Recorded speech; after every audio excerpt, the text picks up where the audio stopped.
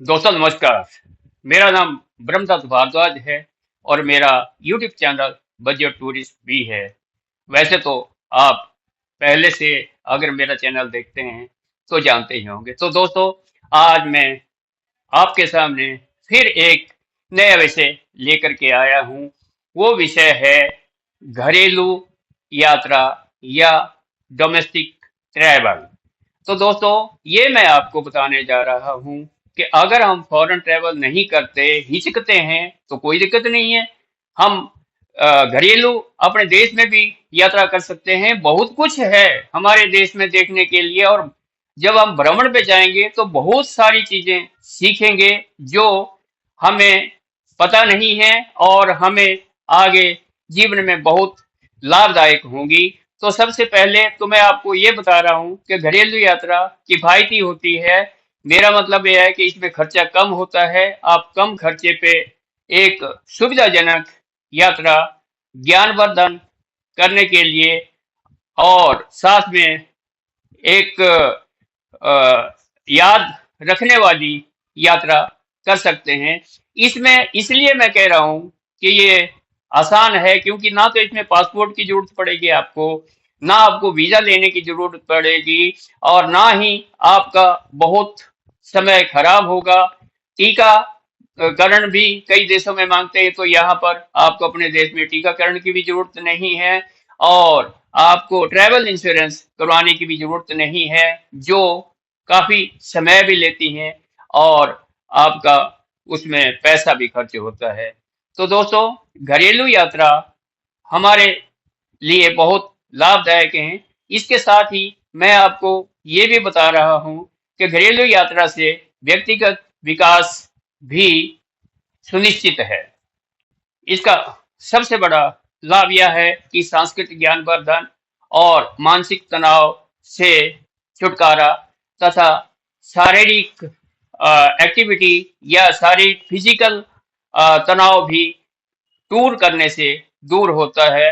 रोजमर्रा के जीवन से आप थोड़ा सा बाहर चले जाते हैं और बहुत ही आपको स्फूर्ति प्राप्त होती है। इसके साथ साथ आपका ज्ञानवर्धन भी होता है, और साथ में आप जब वातावरण बदलते हैं तो हमारे शरीर के लिए बहुत लाभ। तो चलो मेरे साथ वीडियो देखें, इसमें मैं सिलसिलेवार इसके लाभ बताऊंगा। यात्रा या डोमेस्टिक ट्रैवल के लाभ। तो दोस्तों, आज मैं आपको बता रहा हूँ कि घरेलू या अपने ही देश में यात्रा करने से क्या लाभ होते हैं। तो दोस्तों, पहले नंबर में मैं आपको बताऊंगा कि मुद्रा संबंधी कोई किसी तरह का झंझट आपको नहीं होगा, क्योंकि अगर आप फॉरेन ट्रैवल करते हैं तो आपको फॉरेन एक्सचेंज कराना पड़ता है, जिसमें फीस लगती है। और अगर अपने ही देश में भ्रमण करते हैं तो कोई दिक्कत नहीं है, क्योंकि आप अपने देश की करेंसी में ही लेन देन करेंगे। तो दोस्तों, ये पहला लाभ है। दूसरे में मैं आपको बताऊंगा कि कम फीस लगती है। फीस का मतलब यह है कि अगर आप फॉरेन यात्रा करते हैं, विदेश यात्रा करते हैं, तो आपको वीजा लगवाना पड़ेगा, जिसकी फीस लगती है, और आपके पास पासपोर्ट भी होना चाहिए, और पासपोर्ट पर भी खर्चा होता है। तो दोस्तों, घरेलू यात्रा में इससे भी छुटकारा रहता है। तीसरे नंबर पे कम समय में आप योजना बना सकेंगे। फॉरेन ट्रैवल अगर विदेश यात्रा करनी हो तो आपको 3-4 महीने पहले ही प्रबंध करना पड़ेगा, जिसमें आपको फॉरेन एक्सचेंज भी लेना है, वीजा भी लेना है, होटल की बुकिंग करवानी है, और एयर टिकट लेना है, वो भी देखना है कि सस्ता है कि महंगा। तो इससे छुटकारा है। आप ट्रेन में चलेंगे, बस में चलेंगे, कोई दिक्कत नहीं है। और चौथे नंबर पे मैं आपको बताऊंगा भाषा।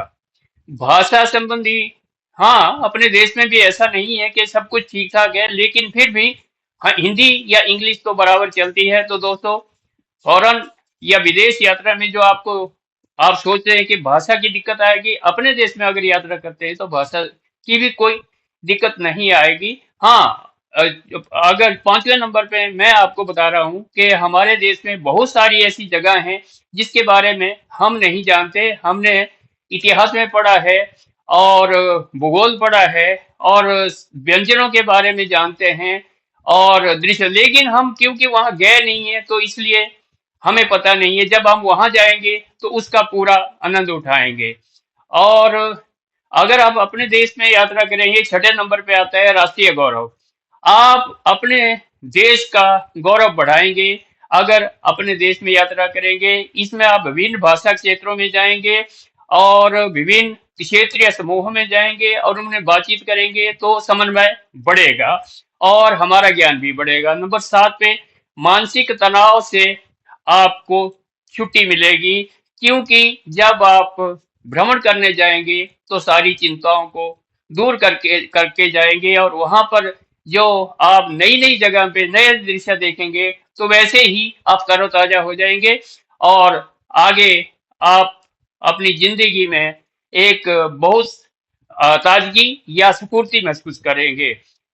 तो दोस्तों, मैं आपको बता रहा हूं कि अनुकूलनशीलता, जिस परिवेश में आप जाएंगे, जिस वातावरण में आप जाएंगे, उसमें आप क्योंकि ढल जाएंगे और आपकी मजबूरी भी है कि आपने ढलना है, तो आप बहुत सारी चीजें जो अपने ही देश में हैं लेकिन जानते नहीं हैं, उसको भी आप जान जाएंगे। नंबर 9 पे आपका स्थानीय सहायता।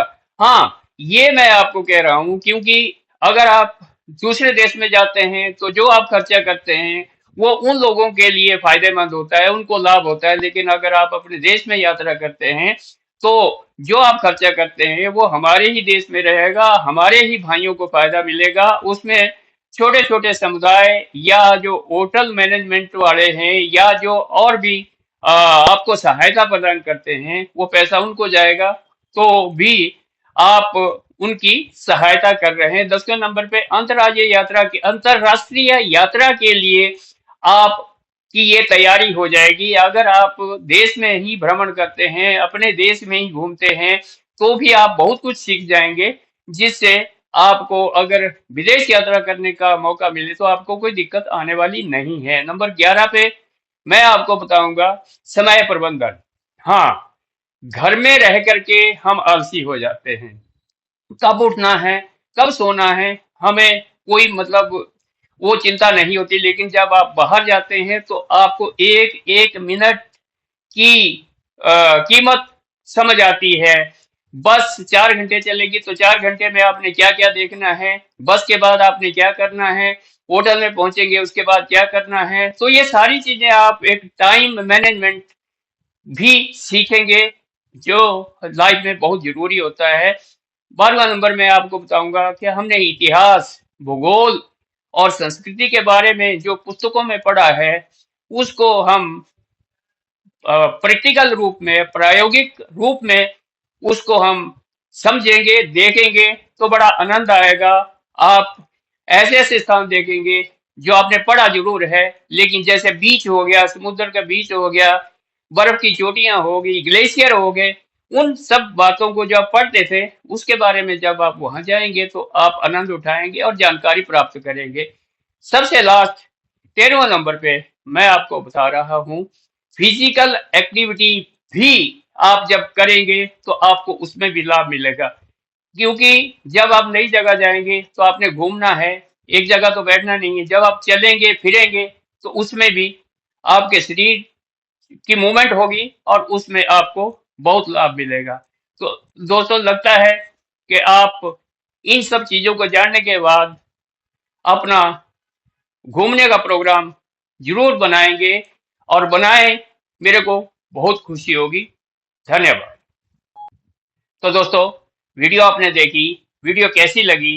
अगर वीडियो आपको पसंद आ जाए तो कमेंट बॉक्स द्वारा मुझे बताना कि वीडियो आपको कैसी लगी। और अगर वीडियो पसंद आ जाए तो मेरा चैनल सब्सक्राइब करके बेल जैसी आकृति दबा देना, ताकि मेरे आने वाले वीडियोस आपको एकदम से प्राप्त हो जाएं। और वीडियो को शेयर और लाइक करना ना भूलें। वीडियो देखने के लिए धन्यवाद।